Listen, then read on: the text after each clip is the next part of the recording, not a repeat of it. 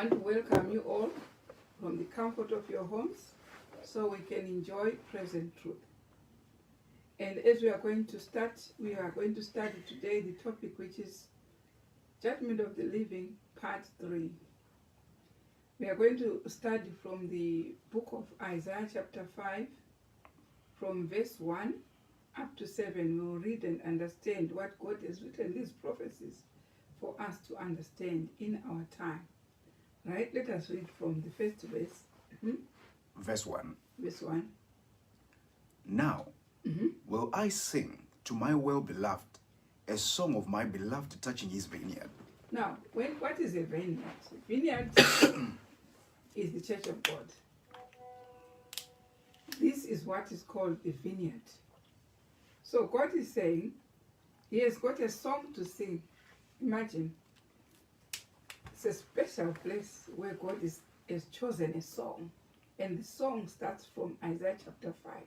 Singing for the church, for the house of God, which is going through judgment of the living. There is a special song.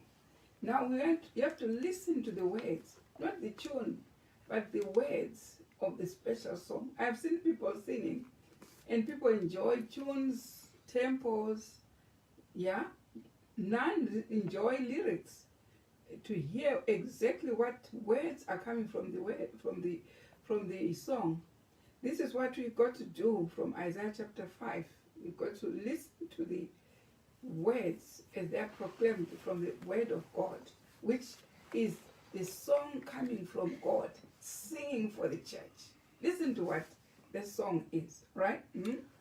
My well-beloved at the vineyard. God says, really, you are my well-beloved. And he's got a vineyard. In a very fruitful hill. And that hill, when it was established in 1844, this church was fruitful, very fruitful. That's why people will tell you that from 1844 when Sister White started this movement, this is a ship which will never sink. Of course, this is there in the Bible. It says, my well-beloved had a vineyard in a very fruitful hill. A hill is a mountain, as a mountain is a church. So there is a song God wants to sing for this fruitful hill. Right? Let's hear.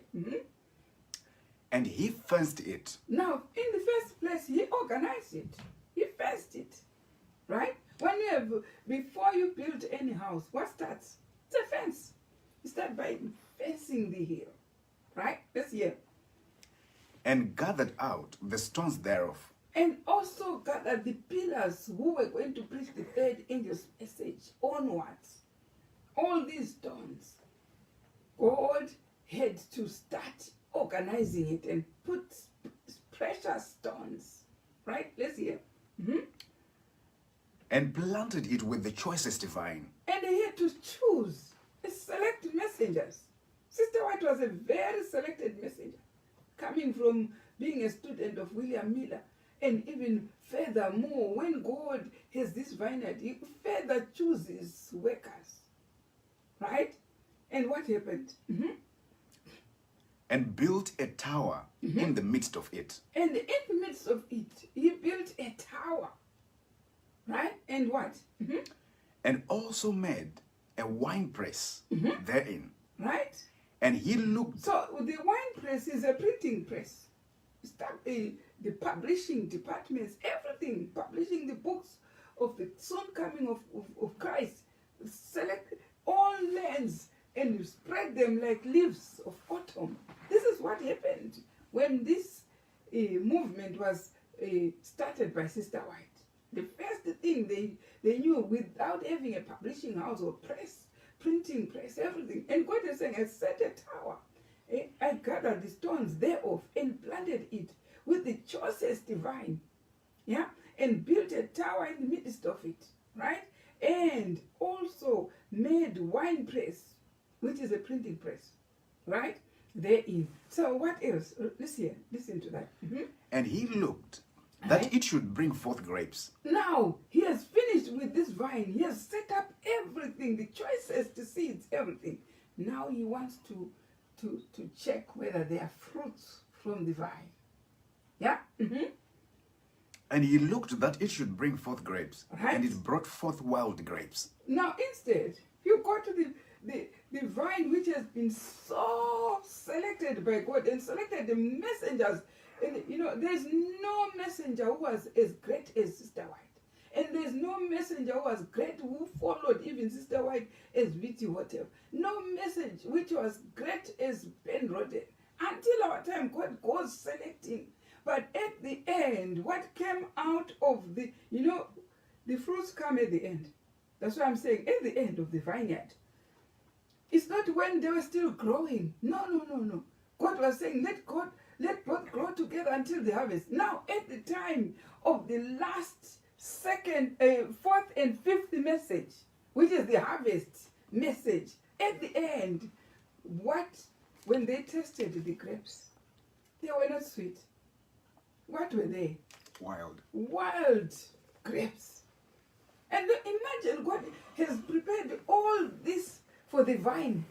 The vine is the best and the choicest of workers, the prophets. That's where they are in this vine. But what is the end in the fourth and fifth message? Wild grapes. What do you think this prophecy is? Is it just the pen of the scribe which is being wasted writing all this in the Bible? No, it's for you and me to take all and dig deeper and take all the prophecies and see what God is communicating, because we cannot hop in the cloud without understanding all these prophecies, nitty-gritties. God has selected a special time in the harvest where we should select and understand these prophecies. Otherwise, all this time, you are holding a book with prophecies that you don't even know. But there is this time when God has people who have gone through the last message, which is the fifth angel's message, who start now to unveil all the prophecies that no one is able to teach you. Now, let's hear now what happened. At the end, there were bitter grapes, right? He came forth and it brought forth wild grapes. Is it what God was expecting? No. God had cultivated his vineyard. He has made the vineyard most prosperous with the righteousest of the seeds, the choicest of the stones, and put it in a hill and well organized it and made it. But what at the end, when the farmer comes to find the harvest, the harvest message comes to this vine, right? The latter end comes to the vine. What comes out? Wild grapes. Right, let's hear more. And now, O inhabitants of Jerusalem, we know and men now of what Judah. Jerusalem is from the studies previously. That's where the two tribes of Judah were worshipping. All inhabitants of Jerusalem. Right, listen to that. and men of Judah, Men of Judah. judge, I pray you. So, judge, I pray you. So you know exactly which extent where we find the two tribes. It's after the 12 tribes have been divided. 10 tribes of Israel worshipping in Samaria, 2 tribes worshipping in Jerusalem. And that's where we find those who are believing, the brother Viti or whatever, under the name Judah, because they progressed with the light. Those in Samaria, they were stuck and not with under Jeroboam, not keeping the feast according to what God designed. Of course, we saw Jeroboam changing times of the feast. Yeah, the Feast of Tabernacle was on the 8th month, which is Sheshvan, which we are starting today. And on the 15th day, instead of what is written in Leviticus 23, it should be on the 15th day of the 7th. But he went to 15th day of the 8th. This is what those who worship under the name Samaria do. They don't put things according to the appointed times in the Bible. Now here, the ones who progressed were now the following messenger after Sister White, who is Viti whatever, under the Lord. They were now worshipping at the door of the temple and under the name Judah. Now he says, listen to those men of Judah, right? He's talking to them, right? Listen. Judge them. I pray you. I pray you. Betwixt me and my vineyard. Between God and the vineyard. So now the the progression of unrolling of the scroll is going to the point where we now have those who have the second seal, which is New Jerusalem, under the rod. Now God is saying, what he has done for this vine, the vineyard, he's done all his best of all his, strength. Then now start judging between God and the vineyard. This is what he's saying in the next verse. Judge, right? What could have been done Right. more to my so we vineyard? are commenting, and we are still reading this verse, and he's saying, what then could have been done? Still on Isaiah 5, right? Listen to that. What could have been done more to my vineyard What that then? I have not done in it? God is saying is like this. What could I have done more than what I did? Under the third angel's message, I selected the choicest stone, which was Sister White. Gave all the messages. Selected the choicest stone, which was the brother Hotel. And then now he's selecting Brother Roden. But what happened? When he comes to harvest, that's why we have the two messages, which are harvest messages. What does he find in the vineyard? Wild grapes. Wild grapes. So what should I have done? Listen to that. Believe me, by the way, this is a song. He says, I'm singing a song. God is saying, this is his song. Right? Let's hear. Wherefore, Right? when I looked that it should bring forth grapes, brought it forth wild grapes. Right.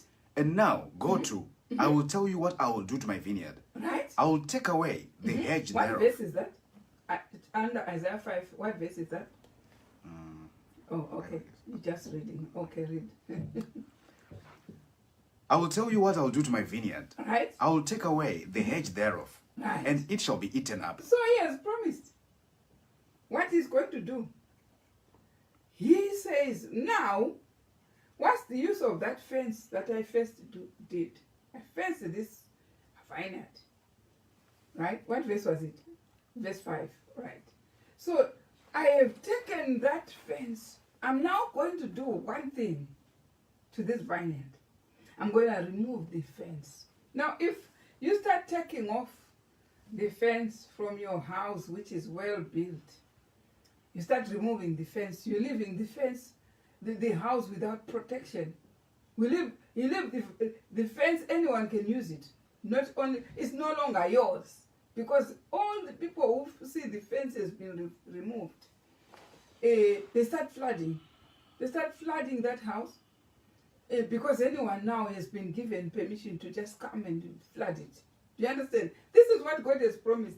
Now what I'm going to do to this house, I'll remove the fence. Taken off the fence. This is what is biblical. Right? While you go on talking and saying this ship is flourishing, it won't sink, and numbers come and say we are now expanding, because the fence was removed. So the numbers are now coming of people who have nothing to do with God, flooding like it was in Revelation chapter 12, that the dragon took the flood out of his mouth and splashed over the well-built a place for being God's vineyard. So he has removed the defense. Now let's hear more. I will take away the hedge thereof, So the hedge is out. and it shall be eaten up. Now God says briars and thorns. You remember the melody of Revelation 18. What is it? Now when you read Revelation 18, go to Revelation 18. What happens when he now starts calling the vineyard Babylon? What is it? What is inhabiting Babylon? Let's hear. Revelation chapter 18, verse 1. Verse 1. Yeah. And after these things, I saw another angel come down from heaven, Right? having great power, and Right. the earth was lightened with his glory. Right. And he cried mightily with a strong So we voice. know that Revelation 18 is the fifth angel's message. Right? It's the branch message. He has been commissioned to come and as an angel to announce that. What is he announcing? Let's And he hear. cried mightily with a strong voice, Yeah. saying, Babylon the great is fallen. Now is the fifth angel which exposes Babylon.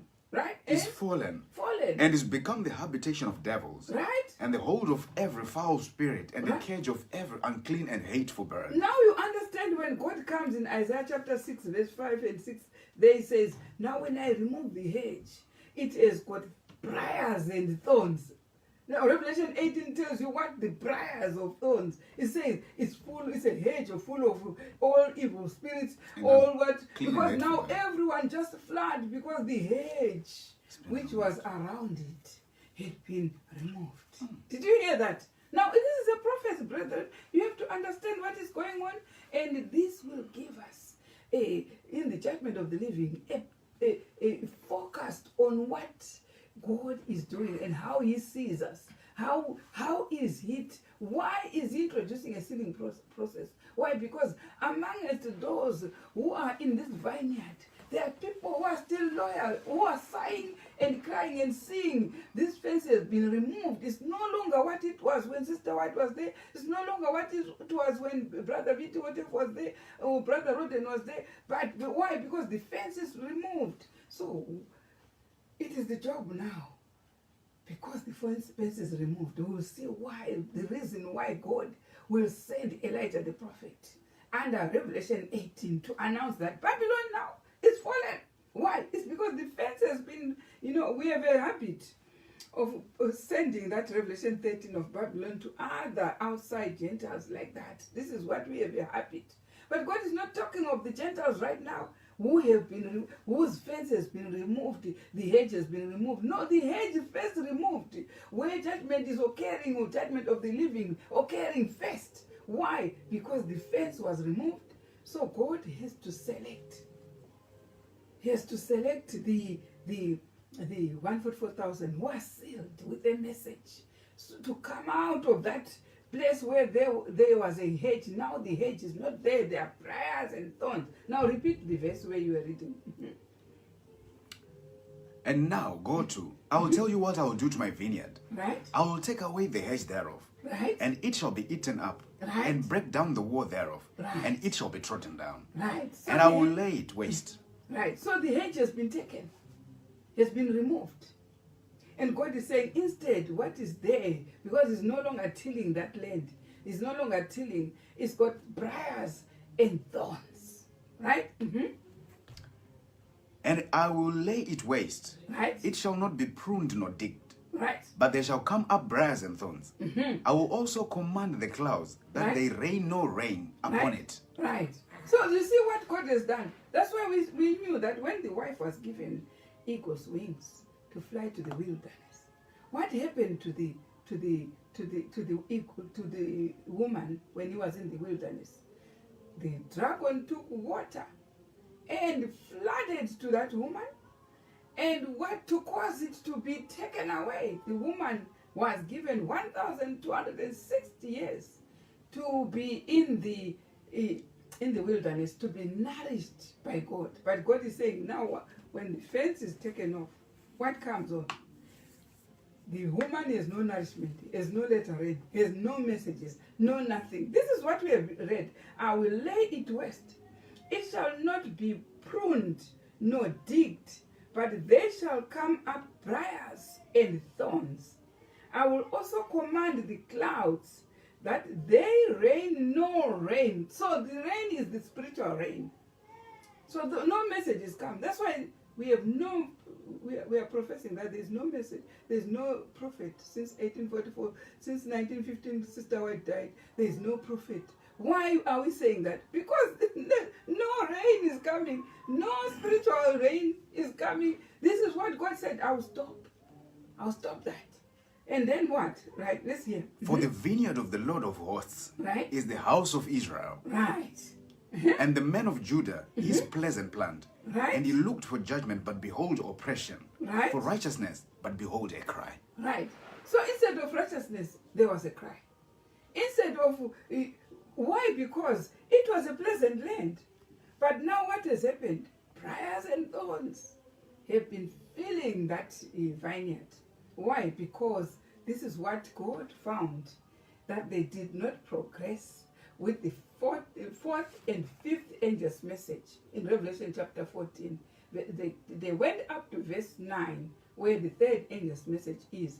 But verse 14 up to 17, they did not go up to that. Right? Now, we want to understand more about this verse. These verses we are commenting from the quote of L4P933.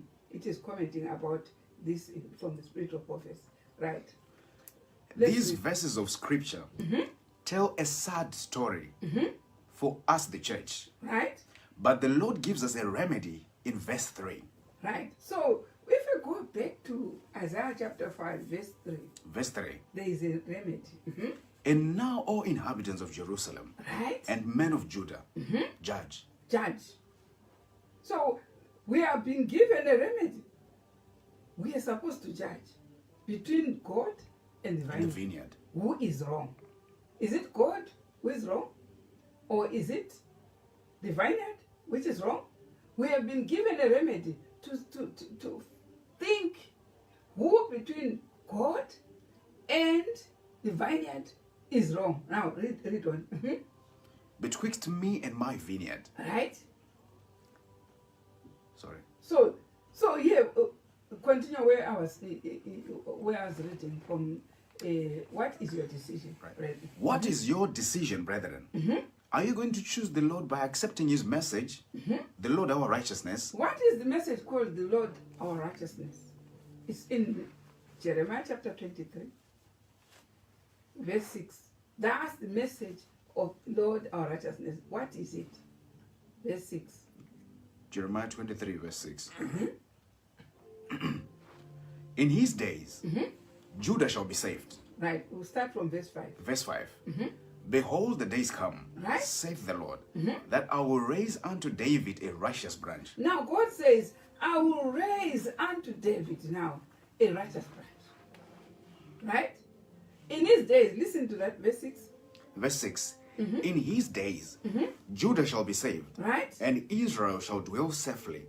And this is the name whereby he shall be called, Right. the Lord our righteousness. Right. So we see that when he raises a righteous branch, in his days, Judah shall be saved.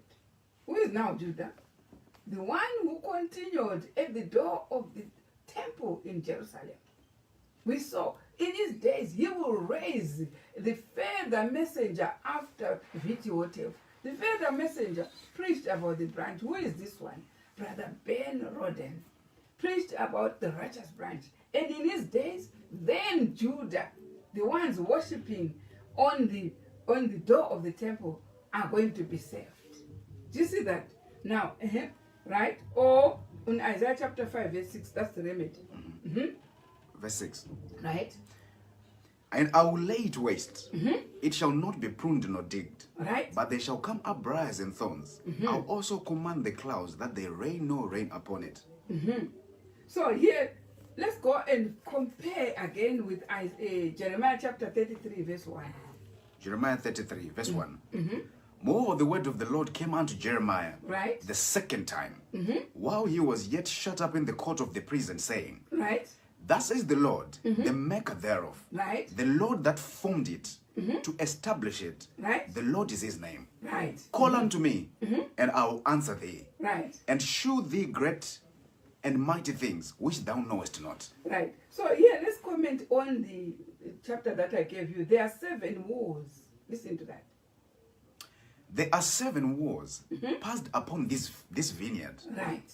6 are found in Isaiah 5. Right. We saw 6 wars found in Isaiah 5. Right? And Woe to thee that spoilest, and thou that wast not spoiled, and dealest treacherously, and they dealt not treacherously with thee. right? When thou shalt cease to spoil, thou shalt be spoiled. Right. And when thou shalt make an end to deal treacherously, they shall deal treacherously with thee. So the first chapter we are reading, Isaiah chapter 5, gave us the first 6 wars. As we read, God was saying, he made all the charges. I did this to this vineyard, I did this, those are the wars. Then he says, now I'm going to come because it's full of briars and thorns. Now, the 7th war is in Isaiah 33. This is what we are reading in Isaiah 33. It says, what does it say? Verse 1. Woe Woe to, to thee that spoilest, Right. and thou wast not spoiled, right? and dealest What? treacherously. How does the vineyard produce these thorns and briars? Listen how the vineyard produced the thorns and briars. It says, woe to thee that spoilest, and thou wast not spoiled, and dealest treacherously, and they dealt not treacherously with thee. When thou shalt cease to spoil, right? Listen, read on from there. When thou shalt cease to spoil, Uh-huh. thou shalt be spoiled. Right. And when thou shalt make an end to deal treacherously, they shall deal treacherously with thee. Right. So what is it that the vineyard did? Initially, it was very fruitful. So by being fruitful, what was it doing? How was the vineyard becoming, bigger and bigger? Okay.